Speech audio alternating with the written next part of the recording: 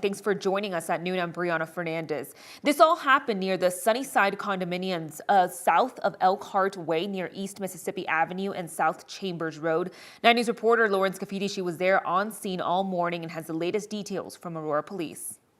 Investigators are gone now and the parking lot is back open after it was blocked off for most of the morning. Here's what that looked like. APD was patrolling in the area around 3:15 this morning when they say they spotted a 16-year-old prowling. That was what they called it. APD says there are a lot of car break-ins in this area. Aurora has 3 police districts. This is District 2. It averages about 17 thefts from cars every week. They say it's possible that's what this teenager was doing. APD says the guy ran away and hid behind some cars and some trees. He wasn't listening to police officers, they say. A few minutes later, they say he started charging at officers. One officer shot the 16-year-old. It hit his leg. APD cannot confirm how many shots they fired. They just say that it was likely 2 or 3. The guy threw down a knife, then started complying with officers. The teen was taken to the hospital. He is expected to be okay. The officer who shot the teen is on administrative leave, but that is just protocol. In Aurora, Lawrence Cafidi, 9 News. A man accused of shooting an Adams County Sheriff's deputy 2 years ago is going to trial today. That deputy pulled over 36-year-old Danny Martinez in Thornton of August of 2023, but Martinez drove off. Once the deputy caught up to him, officials say Martinez shot the deputy in the midsection. Luckily, he was wearing a bulletproof vest and wasn't seriously hurt. Martinez faces 8 charges, including attempted murder. Commerce City Police hope the public can help them find an older woman who's been missing nearly a year. The family of 67-year-old Pamela Mott hasn't had contact with her since June of 2024. Her last known location was on Highway 2 near I-270, just west of Rocky Mountain Arsenal National Wildlife Refuge. If you have any information, you're asked to call Commerce City Police. Now, it's been a windy morning, especially along the foothills near Golden, but the winds are expected all over the metro. Good news, there's not enough moisture out there that the fire weather conditions are less of an issue today. Joining me now to break it all down is senior meteorologist Chris Bianchi. Chris, you and I were talking about those windy conditions, especially along Highway 93. Yeah, that wind, at least in the foothills, has died down, Brianna, which is some good news. It was really nasty there a few hours ago. I'll show you those peak wind gusts in just a moment. But right now, it's still blustery. I mean, most of you, I'm getting your tweets, your text messages complaining, saying it's windy, it's windy.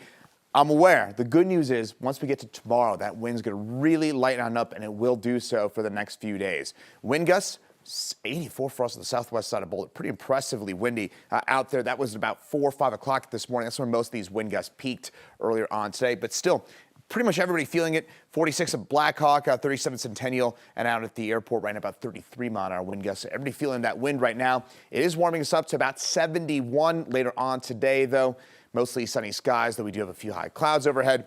Temperatures mostly topping out in the low 70s for us. But as we get later on through the week, we're going to get much warmer than that, with temperatures flirting with 80 later this week. I'll tell you when in my full forecast. Chris, thank you so much. The USPS will be using a voluntary early retirement program to get rid of 10,000 workers within the next month as part of the DOGE cuts. So yesterday, postal workers rallied across the country, including right here in Denver. Dozens of Postal Service union members from Denver met on the Colorado State Capitol steps, telling the Trump administration to leave their jobs alone. The union says the president is considering making the Postal Service part of the Commerce Department. They believe that would mean more than 600,000 jobs would be cut. Workers call the Trump's actions unconstitutional and illegal. The USPS reported a nearly $10 billion loss last year.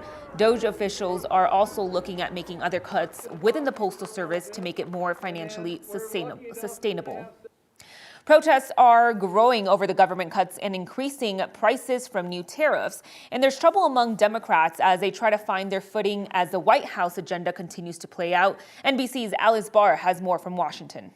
Requested that President Trump holding his next cabinet meeting today after the last one led to reported rifts between a few cabinet secretaries and billionaire cost cutter Elon Musk. Elon, pay taxes. Over the weekend, some of the biggest protests yet to government cuts. This is just craziness happening right now, and we're just fighting back. I will yell to the top of my lungs, we the people. Progressive Senator Bernie Sanders and Congresswoman Alexandria Ocasio-Cortez drawing tens of thousands against the Trump team's Washington overhaul. The people of America are going to stand up to Trumpism. Resign! The people say it's time! As Democrats search for direction with protests outside the home of the Senate's top Democrat, Chuck Schumer, after he backed a Republican funding bill to prevent a government shutdown. Look, I'm not stepping down. Promising to fight harder. Donald Trump is a lawless, angry man. He thinks he should be king. That as the Trump administration is ramping up attacks on judges and lawyers who stood in the way of the president's agenda, vowing to take a fight to the Supreme Court over the deportations of alleged Venezuelan gang members to El Salvador under a rarely used 1798 law. There are 261 reasons why Americans are safer today, and that's because those people are now in an El Salvador prison. While deporting another group of Venezuelan migrants Sunday, including alleged gang members, directly to Venezuela. We're going to continue to arrest public safety threats and national security threats. After that country's leader agreed to resume taking in its citizens under the threat of more U.S. sanctions. In Washington, Alice Barr, NBC News.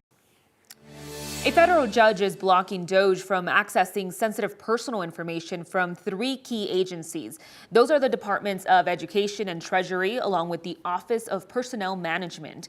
The judge said DOGE had likely violated law when they gained access to Social Security numbers, birth dates, home addresses, bank information, income, assets, and citizenship status. But the IRS could soon be accessing personal information of people to help Homeland Security find migrants suspected of being in the U.S. without proper authorization. According to a person familiar with the matter, the agency is close to signing an agreement that would require ICE to submit names and addresses of people it suspects. And the tax agencies would in turn cross-reference and confirm the information.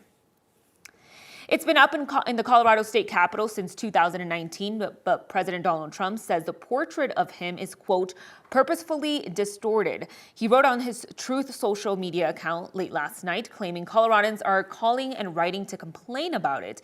The president slammed the artist and said Governor Jared Polis put it up, but former Senate President Kevin Grantham actually crowdfunded the cost of the portrait.